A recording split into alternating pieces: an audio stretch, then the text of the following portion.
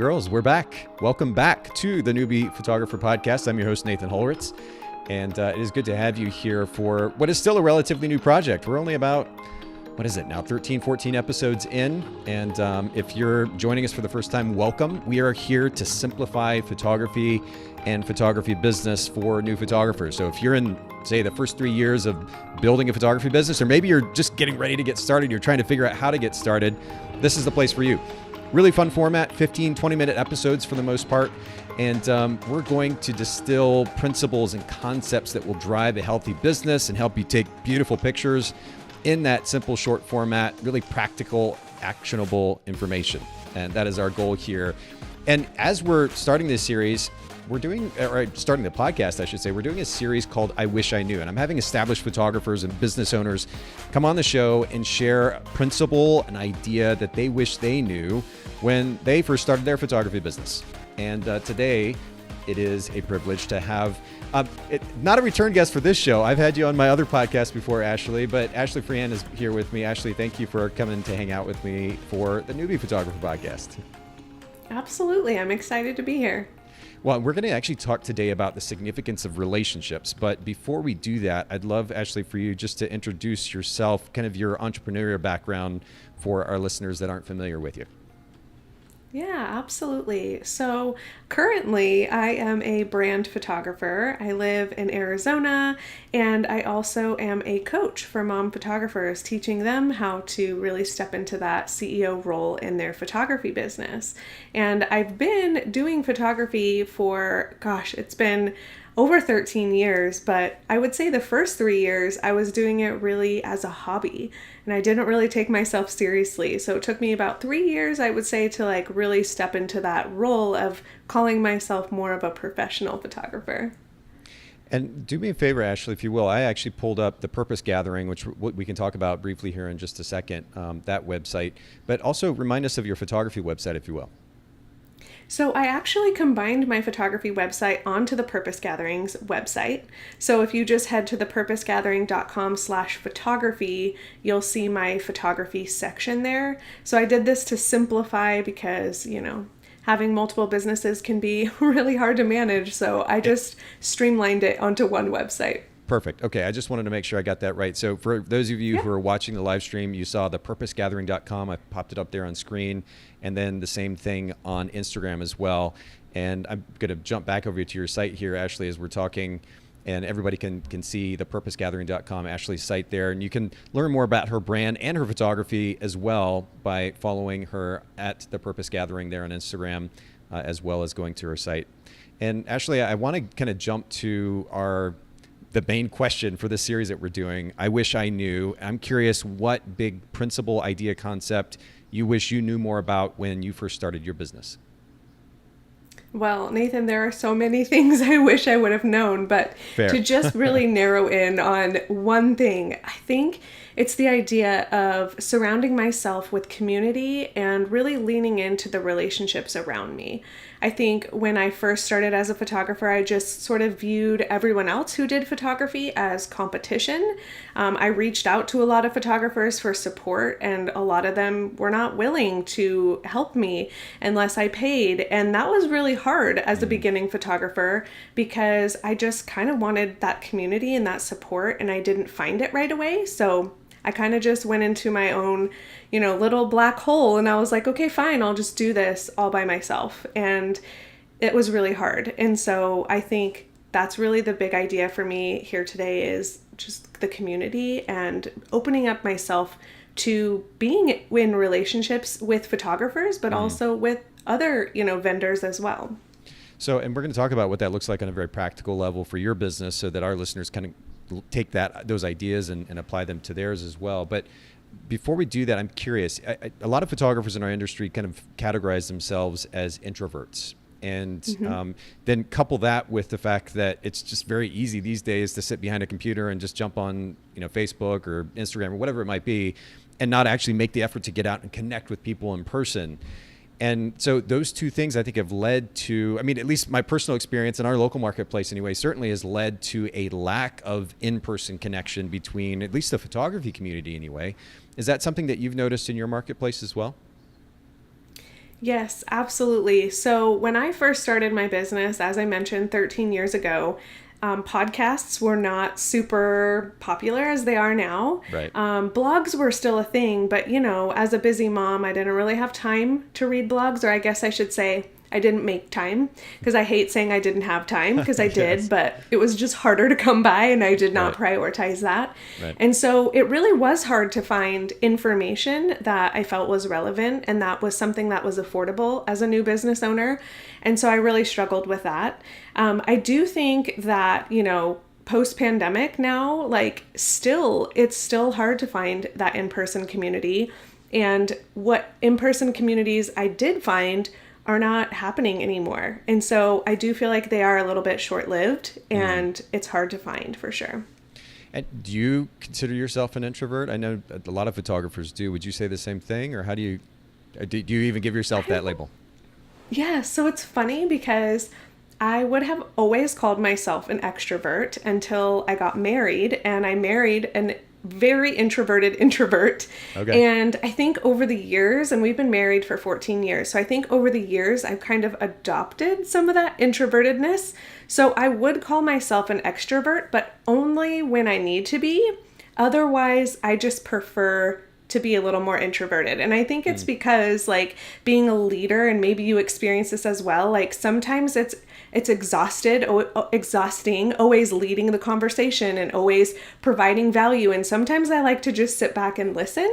And so I think, maybe some people would see me and meet me for the first time and think I was an introvert, but I feel like when I need to, I can rise to that occasion of being more extroverted and just popping in. Like what comes to mind, Nathan, is networking events and how awkward those can feel. And I would be that person that would walk into the group and be like, hey guys, do you mind if I join your conversation? Yeah. And my friends would be like, that is so awkward. How do you do that? And I'm like, I don't know. I just do it. Just do it. Well, and it certainly wasn't meant to be a leading question per se, but it's interesting to me that at least your story anyway, is a really wonderful example of the fact that we can actually adapt. I think a lot of photographers, and the reason I bring this up is because it's been such a theme in our industry. And my other podcast, the Bokeh Podcast, it's come up quite a bit actually.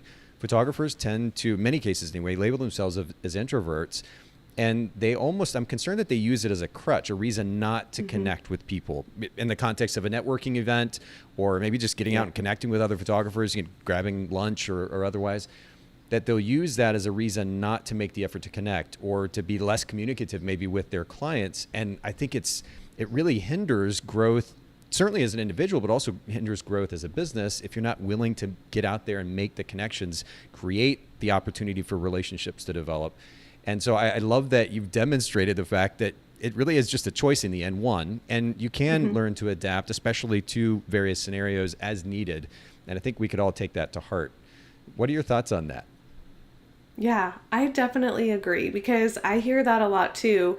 Maybe not in this exact instance, but using excuses, or as you mentioned, a crutch, to really play the victim of oh, I just... this is just who I am, and I guess I'll just live in that pity. And I feel like that does hinder a lot of photographers, because they're not willing to try something that might feel awkward. But in the reality of things, the awkwardness actually leads to growth and change. And if we're not willing to do those type of uncomfortable things sometimes, I feel like then you're just going to maybe just stay put. And I don't want to stay put. I don't think you do either. So sometimes challenging yourself and stepping into that uncomfortableness leads to what you've always been hoping for. It's a great way to sum it up. Okay, so before we get into, again, practical application, just briefly tell me, what was the turning point?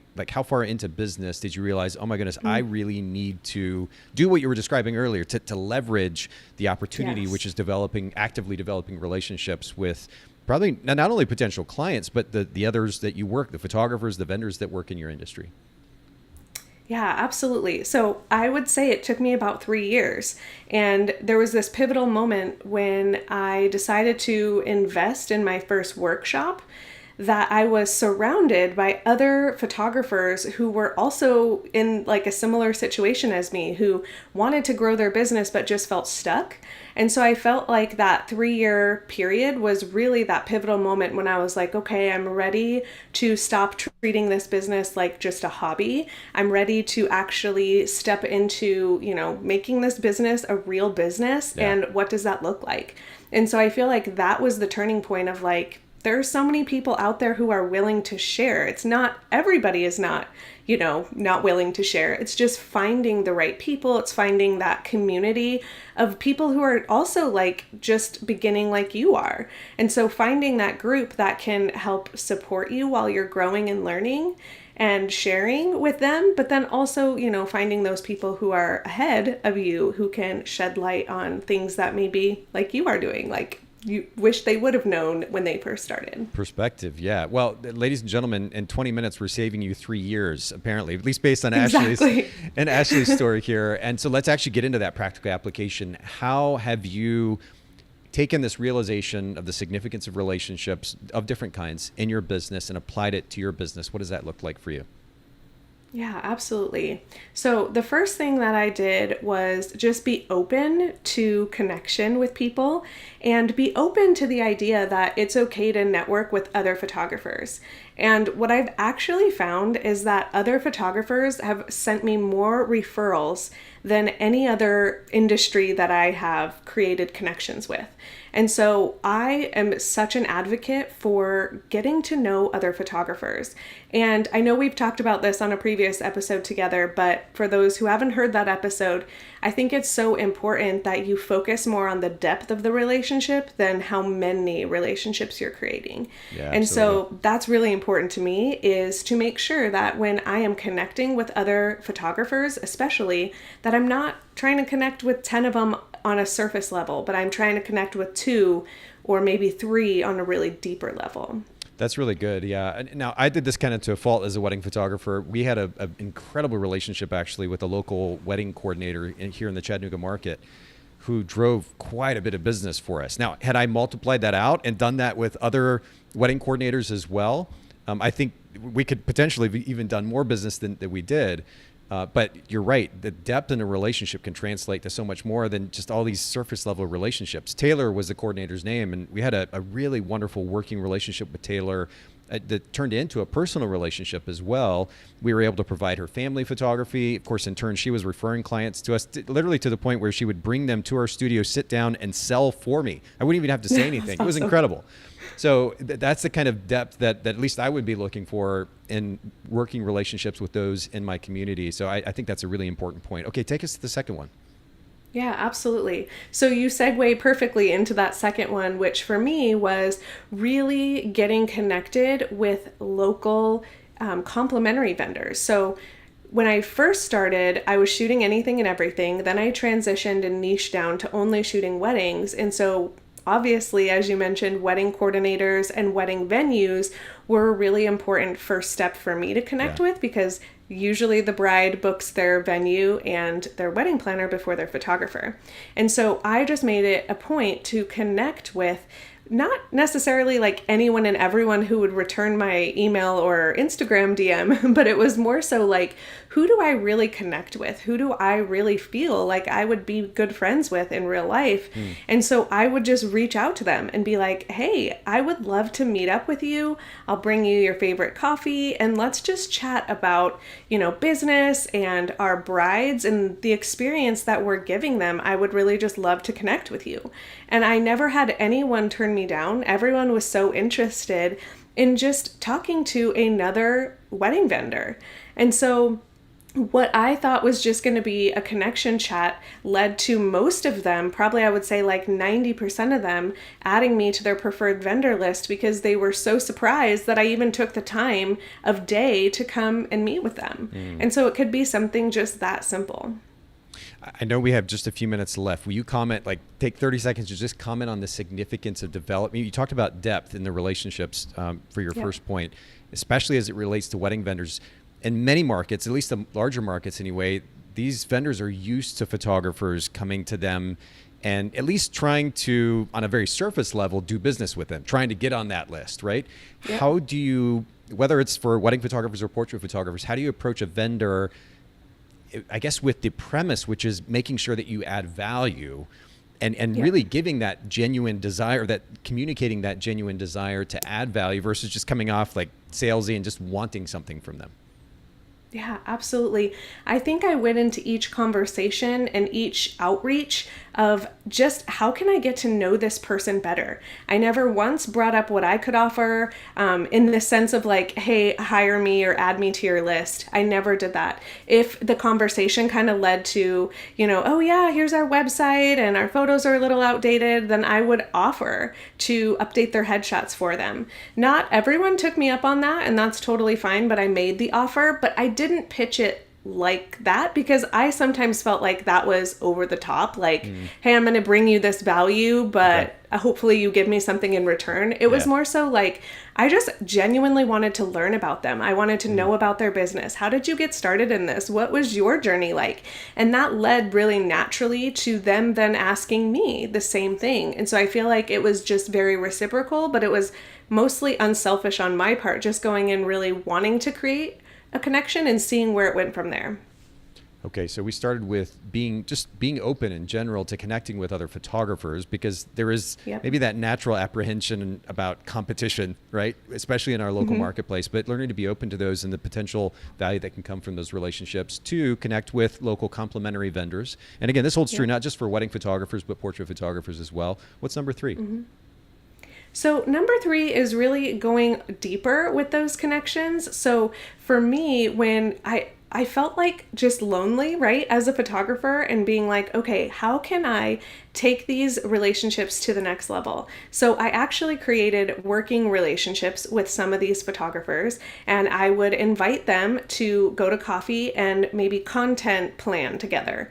And so what started as like just a really cool excuse for me to get out of the house and to like meet up with a friend turned into some of the most like deep relationships in that season, where then we became like business besties, and we would meet every week for coffee and we would never miss it, and we would content plan together because we saw the bigger picture, that there are so many, there's so much business in every market. The reason the market is saturated is because there's a need for photographers, right? And so we just, instead of deciding to do life side by side, we decided to do it together and to content plan together, and it just made it so much more fun. So don't be afraid to ask. Don't be afraid to reach out and put yourself out there to create these deeper relationships. It makes business so much more fun. Oh, beautifully summed up. Yeah. And again, even now, and I've been in the photography industry for 20 plus years, I live in an apartment, and a lot of the times I'm just in the apartment on my own working, and it really does get lonely. Like we need to get out and connect with other human beings. It benefits us in so many ways. And of course, we can look for those opportunities to add value to those individuals' lives as well. I know you told me before we got started, you've got 4 points. So let's get to that 4th one here before we finish up. So the 4th point was really looking for those in-person meetups, and they might be hidden, and so you might have to do a little bit of digging to find it, or you might just have to create your own. So I know that's actually how the Purpose Gathering got started. Was I was just really lonely as a mom and a business owner, and I was like, I don't know any meetup groups that are for mom business owners, so I'm just going to make one. And it was really great until the pandemic hit. And now I pivoted my business since then. And so I'm really still in the process of trying to decide, like, what does that new meetup look like? But if you don't find one or you don't see one, just create your own. And I know that's probably overwhelming to some when they hear that, create my own. It's really just as simple as reaching out to a couple of people and saying, let's go grab coffee, or let's go grab lunch, and just having a conversation. And likely, if there's genuine effort put into that meeting, there's going to be interest in the potential of a follow-up meeting. So it doesn't have to be this big formal thing. You make an announcement about it. You can just get together with a few people, and that's how those wonderful connections start. Well, I really appreciate the super practical, very applicable advice that you shared, Ashley, today. Remind our listeners one more time where they can find and follow you and learn a little bit more about what you have to offer. Yes, absolutely. So you can find pretty much everything over on my website, thepurposegathering.com.